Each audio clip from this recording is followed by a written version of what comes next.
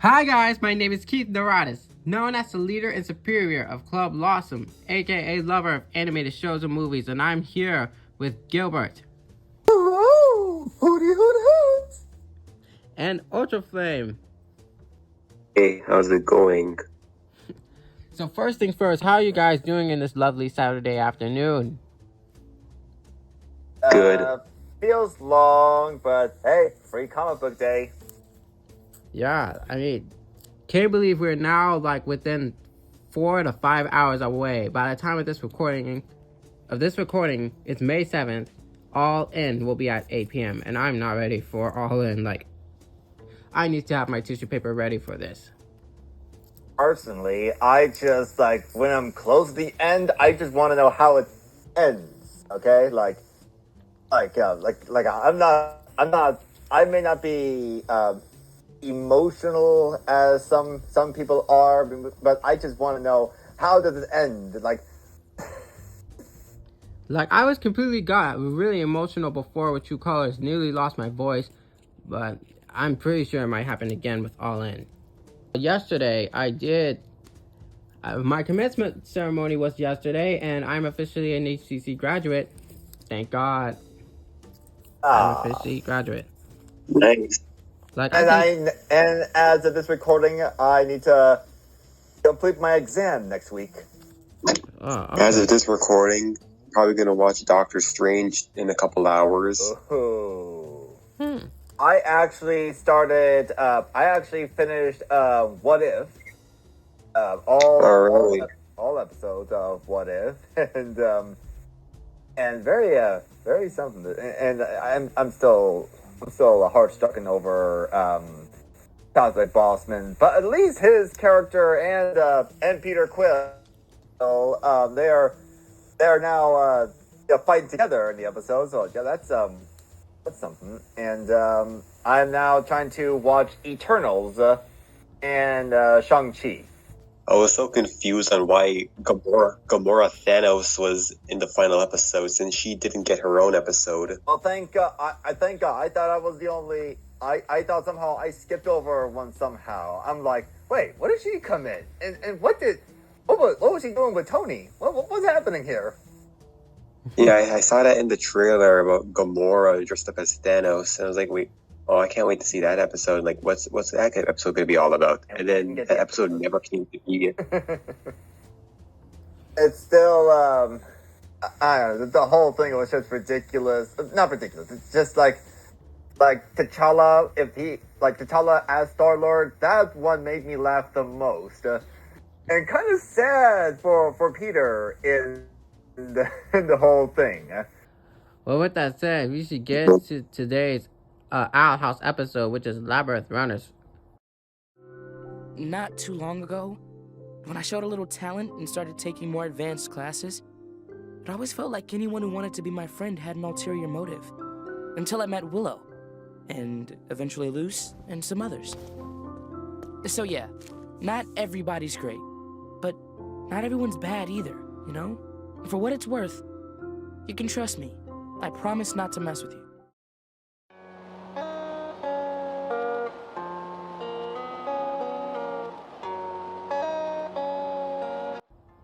Labyrinth Runners. When the Emperor's Coven comes to Hexside, Gus teams up with an unlikely ally. And before watching Hollow Mind, Dana really knows how to trick the fandom. When they saw the synopsis before watching Hollow Mind, people immediately jumped the gun. Oh, the unlikely ally is obviously Mule. Nope. That's exactly what I thought, to be honest. Yep. I was on the fence whether it was Hunter or Mule, and turns out, I guess, we were all half right. Kinda. Like I said, Dana knows how to play tricks on you. Here's how the episode goes. There's a little flashback of Gus, how he befriended Willow in the first place. And then back to the present, we see him just going around school, and he finds Hunter basically crashing the school, just having a little makeshift home with a bunch of trail mix, beating about Grimwalkers. Reading it? Wait, was he really reading about Grimwalkers? Like, wow. Yes, he was. Some people managed to take screenshots of it and look closer, and oh yes, he was definitely reading about Grimwalkers. That's just that's gotta sting. That's just sad for me. Like, I did not know that. Like between the last couple of weeks, I was like wondering where did Hunter go. I did not think in a million years he would be at Hexside, hiding at Hexside, like. And feeling pity for Hunter, he gave him a proper lunch, like a sandwich. And that's when one of the coven leader came in. He's the leader of the Illusion Coven. What's his name? I think it's Andrean Gray. I'm gonna call him. Yeah, I think they call him Gray. Yeah. Yeah. Yeah, Gray. The head coven of the Illusion come in and claims that he's gonna pretend to give them a sigil. That way, the Emperor won't go after them. But it turns out it was all a ploy to get them to fully mark them in their covens. It turns out Gray was not their ally. He's just a really crappy director. Because Gus managed to see through them. You know, who better to know illusions than an illusion guy? Speaking of that Gray character, further watching in the episode, it was like I literally just felt like, is it me or does he sound a bit similar?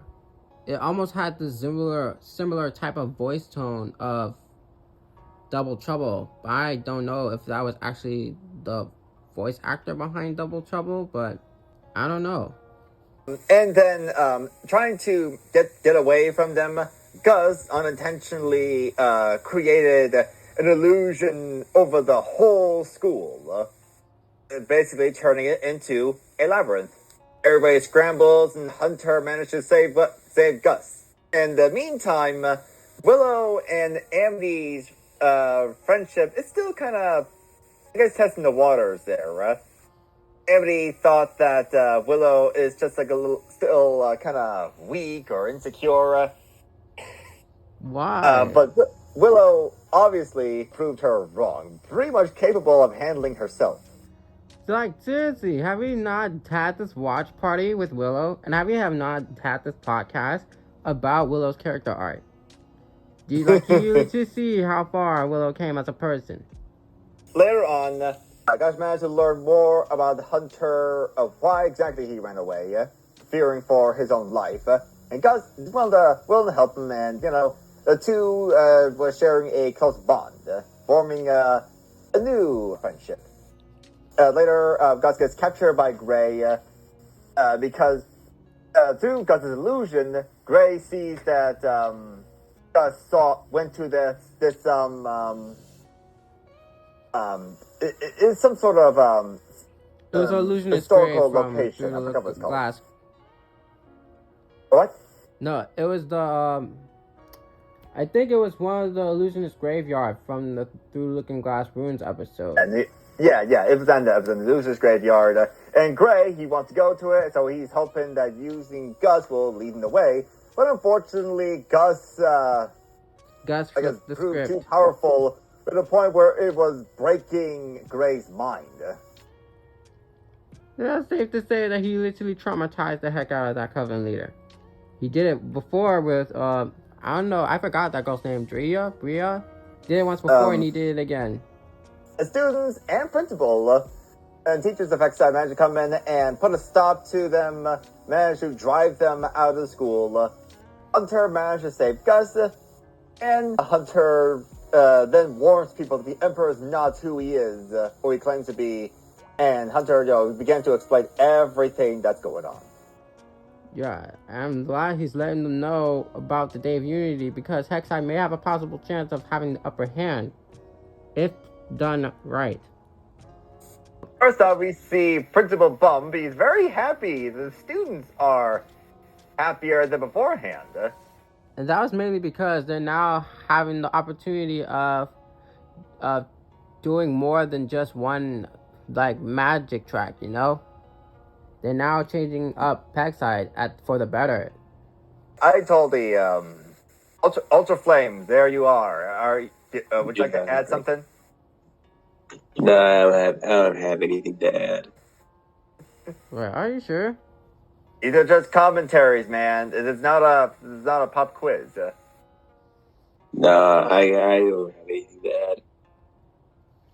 Okay. Well, at least we have some favorite moments, right? Like, do you have any favorite moments?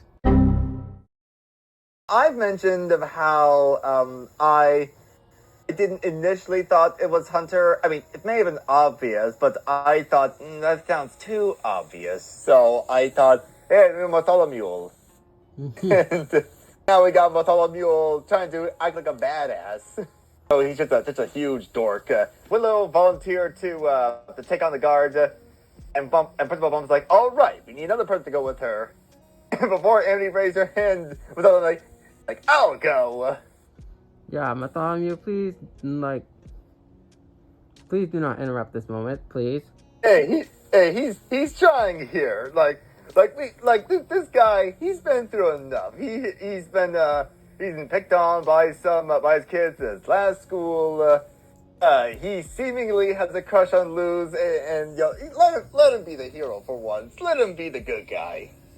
I know, but I wanted to give it. There are times he would be more annoying. Like this, like he has this try hard type of energy, you know. He wants to be included. Remember that Grom?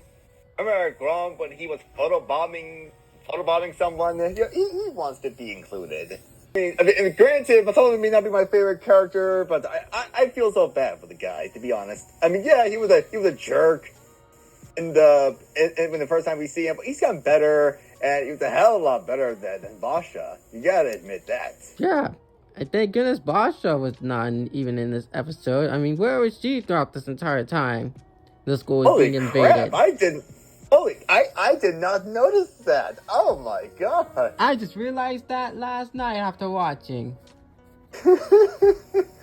Oh, it seems like we're all literally better off without Basha.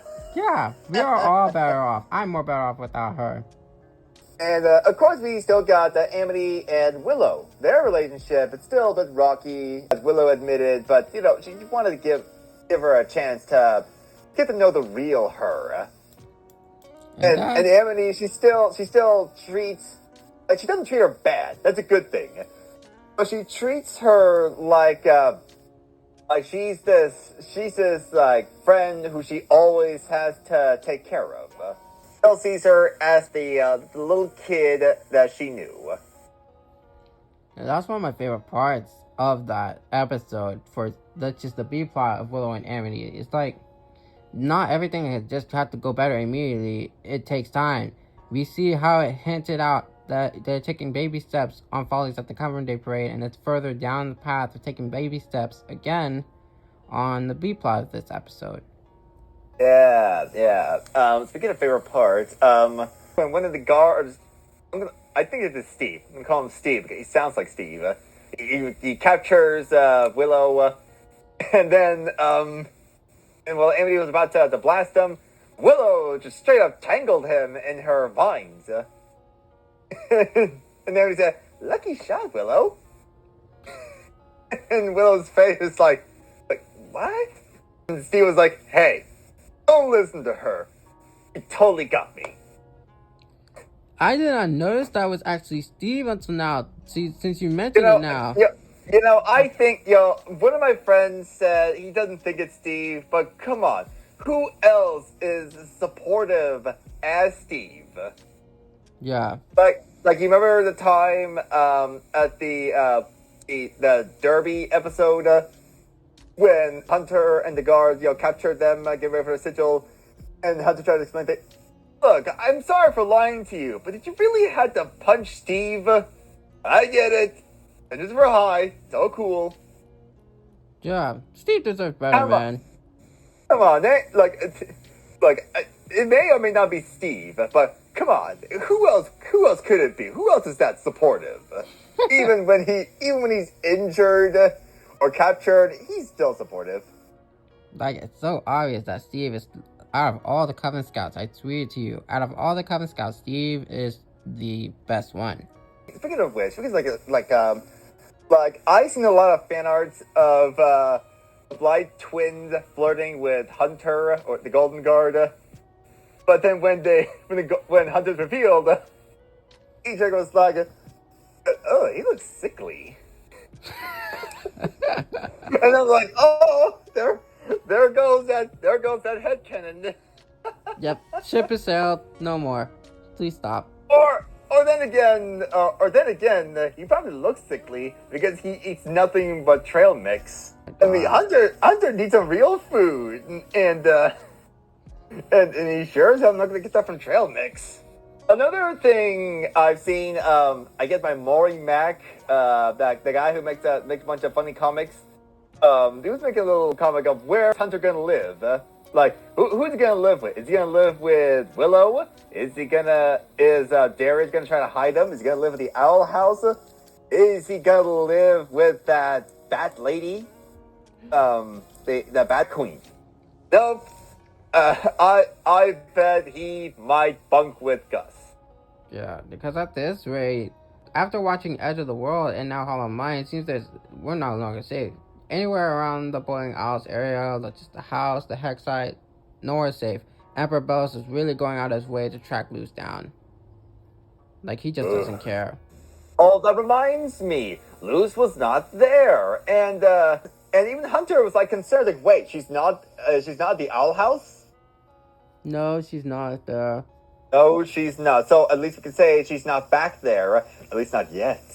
And and I just realized Lucius still didn't know that the house is being raided by Cabin Scouts. Holy shit! You think it's happening at the same time while Luz was out? While Luz was out there. Oh no! Wait! She texted Amity, I guess, on her way back. So I'm just pinpoint when this happened. Most likely the SWAT already happened, and next week we're gonna find out what happened. Yeah, we're gonna go find. Hopefully, Ida and Lilith are safe. I'm sure they can. They know what to do. They're pretty smart.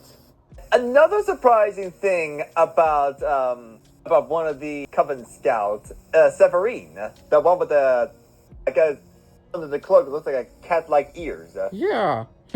Yeah, someone asked about the voice actress. actress. That was Dana Terrace. Yeah. Someone on Twitter asked about the voice actress, and Dana confirmed it was her all along. Damn, top 10 anime plot twists. A lot of funny moments in there, and kind of sad revelation where we see. We talked about some other characters, but what we neglected is Gus. Gus is the main focus of the episode. Let's talk about him. The episode. That's it. Like. I feel so bad. I feel bad. Oh, it's okay. We still have time. Now, I guess we all pretty much knew that Gus was, he does get taken advantage of a lot. Yeah, like, so many friends, so-called fake friends, or I just wanted to call fake friends. Fake friends always keep using him for grades. And not to mention that he's younger. Didn't he say that he skipped a couple grades? He's like the prodigy. He's the illusionist prodigy. Like he said, he is the prodigy since Through the Looking Glass of Ruins. But I think it's just one time he said it. So he's younger. Right? So he's younger, and so that he can be easily manipulated. And that's because look at Gus' memory. That's the way he sees it. On his illusionist eye. Yeah, those two students, they were bullying him, but they certainly like one guy said, "I gotta pretend to be his friend. I just gotta pretend to be his friend," and the second guy, I guess he was kind of concerned. I'm not sure necessarily for Gus, but just blabbing it out like that's not smart. Yeah, like Gus deserved better, man. On the bright side, he did manage to meet Willow, and that's always something. Yes, that flashback of how Gus met Willow was just like heartwarming. Yeah, the breathing technique. Kind of reminds me of Kid Cosmic. Freak it out, breathe it out. Yeah, and I'm surprised that Gus convinced Hunter to use the same breathing technique which now, Well, sounds like at the ending, well, it sounds like he needs Hunter it. now gives Gus the same tactic, though it's wrong. Well, it sounds like Hunter definitely needs him. You seen him in that? The only other episode? He looked like he was gonna choke to death. Yeah, like it still breaks my heart to see Hunter like that. I'm just happy that Hunter is now at the right path. Now with Hexside, now knowing the Day of Unity, it seems like the Hexside is now going to help out Luz to stop Emperor Belos or Philip, whatever you want to call it. Let's just call him Belos, just to keep things short. Although I gotta say, I know some of the students love Principal Bump's flowing hair. I like him better with a demon on his head. Yeah, because that's what he kept always known for. But no, you mean Palisman on his head? Because that was Palisman. Yeah, sorry. It's hard for me to say Palisman. It's yeah, like that was just Palisman. It's like when I call Flapjack a bird, or Gus is Palisman the chameleon, or what was Willow? Some sort of a little insect. A bee. It was a bumblebee.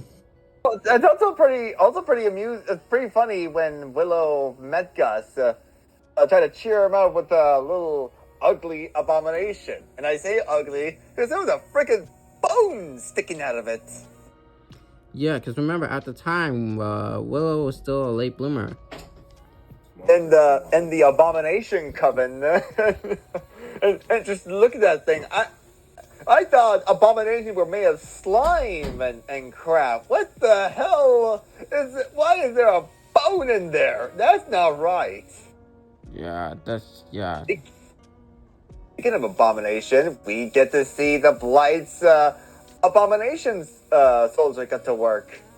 Now we have Emily's arms dealer for parents in trouble now, if not more so already. Which is why I'm rating it a 9 out of 10. Like, how would you rate it? A 9 too. 9 out of 10. It was funny, and some revelations came to light. There was another thing that I've noticed, and apparently other people noticed too. Is in Gus's room there was a poster of The Thing, like one of those movie posters. Oh, I did not notice that. You look at I guess it's an Easter egg. It's like when you look at Ida's room when she was a kid, and you see a picture, Lady Dimitrescu in Resident Evil. I'm not sure whether or not it was made beforehand when the game came out, but still pretty cool. And now we see Gus with The Thing. Which thing? The one from Fantastic Four, or the monster from the alien. Oh, well, The Thing kind of is a monster, but yeah. When I say The Thing, I of course mean the alien in the John Carpenter movie. Yeah, not the Rock guy from Fantastic Four. I mean, I would bring him up, but I mostly know most of the characters from the movies, and speaking of which, now they're gonna have a new director for the Fantastic Four, so I guess it'll be a long time before we get to see them, and so I would talk about them more. Yeah, just give it a couple of years. Oh my God! I just realized something. Now I get it. As I mentioned, there's The Thing was seen, or at least a poster of The Thing was in Gus's room, and we see the fake Willow try to trick Hunter and Gus, and that's the imposter, just like The Thing. After watching the episode, I was able to find a decoded message again. Well, in this decoded message, the word translates to below. So when you add below into the message, we now get seething seas and puppet strings. He no longer dreams of kings. As above rush darkened skies, as below. Well, the only thing I can think of below is the Inferno. I mean, that's where all the monsters are locked up. According to Greek lore, that's where all the Titans are supposedly locked away in. I feel like the last word by the end of the season, the last word might have to do with lies. As below the Titan lies? Oh, yep. That's, oh my god, another reference there. That could be the message. As below the Titan lies. I swear this reminds me of Blood of Zeus. You know, the body of a Titan, and then re-energize it to, it's not pretty. It's quite horrifying. Now, after Labyrinth Runner, we got like 3 episodes left. And speaking of those 3 episodes, what can you expect for next week's episode for O Titan, Where Art Thou? Ida and Luz scrambled to face the Day of Unity. King faces his true identity. Ida and Luz. Okay, so hopefully this will most likely give us a clarification that Ida is most likely have escaped beforehand the Coven Scouts raided the house. So Ida's okay. I don't know where Lilith is. Ooh, you think she might have, sacrificed herself to save Ida? Oh my Like how she's been god! arrested? I just realized it would be only Ida and Luz. So It'd be that horrible, what huh? leads with Lilith, dude? Come on. I'm pretty terrible. Oh my god, I'm gonna be an emotional wreck. I don't have any synopsis on Clouds on the Horizon, which is after that. Oh, wait, here we go.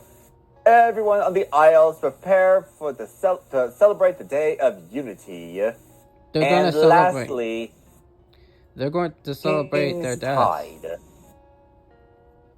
Lastly, King's Tide. The Day of Unity begins. This Day of Unity was most likely only going to be about draining spells and killing all witches in the Boiling Isles. This is not going to go well. Honestly, this kind of reminds me of God of War. Like, what if they revive the Titan's body and lay waste across the land? Like just everywhere. Yeah, this is not going to go well. Of course, that's just a thought there. Yeah, I do not feel safe at all. Like, there's so much I want to explore. Let's end this episode on a lighter note. How about that? Yeah, I mean, Gus is having a... So far, Gus really had a great episode of his own. Thankfully, the Willow and Amity plot didn't overshadow the Gus plot. So... And that's it. That's something we can say for Gus and Willow, right? We even previously, most of the fans, including ourselves, were kind of hoping like, hey, how come we don't have any more episodes for Willow and Gus? And we were all, obviously a bit worried how it's going to go because, Disney cut season 3 in half, so we don't know how much time they would get. But Dana and her team made it work. Yeah, they still managed to make it work. The Disney really threw so much dirt at them, they somehow managed to make it work. I just don't get it, I mean, why would you want to get rid of something so popular? I mean, hell, they wanted more Gravity Falls until Alex said, nope, I'm done. Yeah. Where's that energy? I mean, like, the fact that they said it didn't fit the brand, why did you greenlit it? That's my question. Why did you greenlit it if Disney executives knew they're not going to like it? That is a very,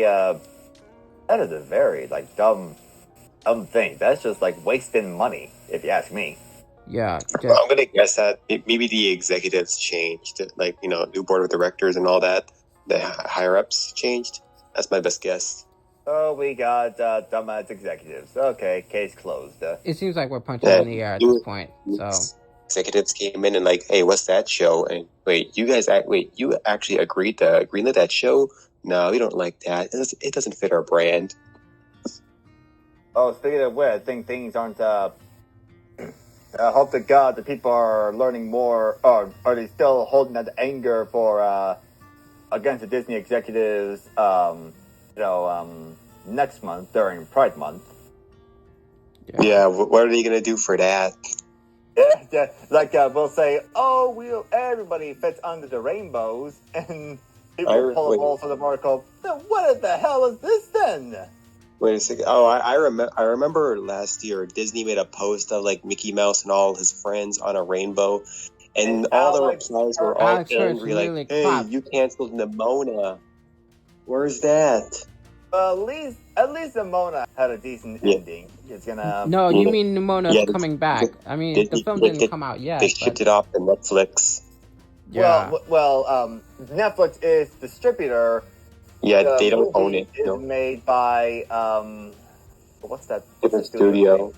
Not its name though. It may have something to do with Aqua. I don't know what's it called, but it said something about Aqua.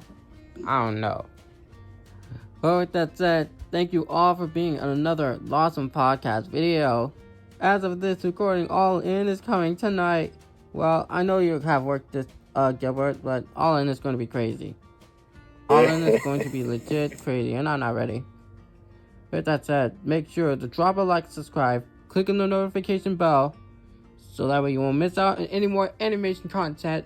With that said, I bid you peace. Bye! Say bye, everyone. Bye, everyone. It don't matter. None of this matters. Oh my god.